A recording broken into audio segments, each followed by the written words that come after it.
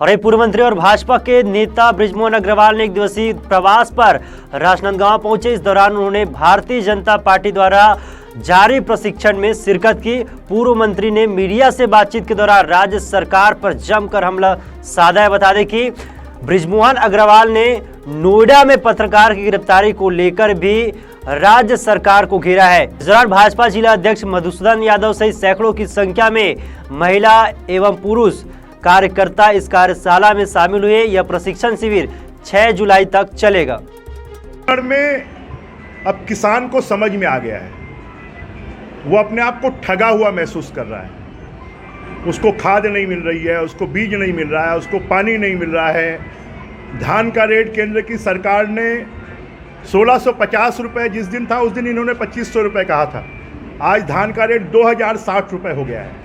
500 रुपये पर क्विंटल धान का सपोर्ट प्राइस बढ़ गई है, लगभग 7500 रुपये बढ़ गई है। तो किसान का 7500 रुपये खाने का काम कोई कर रहा है, तो ये भूपेश बघेल की सरकार कर रही है। किसानों को पहले नेट सेट हाउस मिलता था, मल्चिंग सीट मिलती थी, किसानों को पहले बीज मिलता था, खाद मिलता था, उनको उपकरण मिलते थे सब्सिडी में, अब सब मिलना बंद हो गए। तो और सड़क पे भी किसान चलता है, स्कूल में भी किसान का बच्चा पढ़ता है, कॉलेज में भी किसान का बच्चा पढ़ता है, बिजली भी किसान को चाहिए।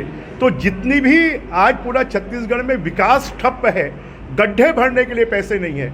अब किसान को ऐसा समझ में आ रहा है कि 2500 रुपये देकर जैसे सरकार ने उनको गिरवी रख लिया, उनको खरीद लिया है और उनकी सभी सुविधाएं बंद कर दी है, और किसान इसका बदला 2023 में लेगा। और ये सरकार पूरी तरह तानाशाही वाली सरकार हो गई है, पूरी तरह ये निर्ममता वाली सरकार हो गई है, माफिया सरकार हो गई है।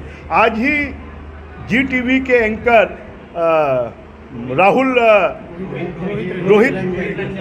रोहित रंजन को और दिल्ली में जाकर गिरफ्तार करने की कोशिश की गई है। अब ये सरकार पत्रकारों को भी प्रताड़ित करना कि उनको, अगर वो सरकार के पक्ष में नहीं चलेंगे। छत्तीसगढ़ के 6 पत्रकार आज जेल में हैं। अरुणा गोस्वामी जो है उसके खिलाफ में केस दर्ज किए गए। तो ये कभी नहीं हुआ है जो ये सरकार अपने विरोध को दबाने के लिए, और अब तो ये सरकार बेनकाब हो गई है कि छत्तीसगढ़िया की बात करने वाले लोगों के पास में हजारों करोड़ रुपए मिल रहे हैं, वो किसके पैसे हैं। तो ये सरकार अब धीरे धीरे बेआबरू हो रही है, और इस बेआबरू सरकार को ठिकाने लगाने का काम 2023 में जनता करेगी। देखिए, भारतीय जनता पार्टी एक विचार और परिवार के आधार पर चलने वाली पार्टी है, और इसलिए हमेशा भारतीय जनता पार्टी के लिए देश पहले है, फिर समाज है, फिर परिवार है, फिर व्यक्ति है। परंतु बाकी राजनीतिक दलों में परिवार सबसे पहले है, व्यक्ति सबसे पहले है।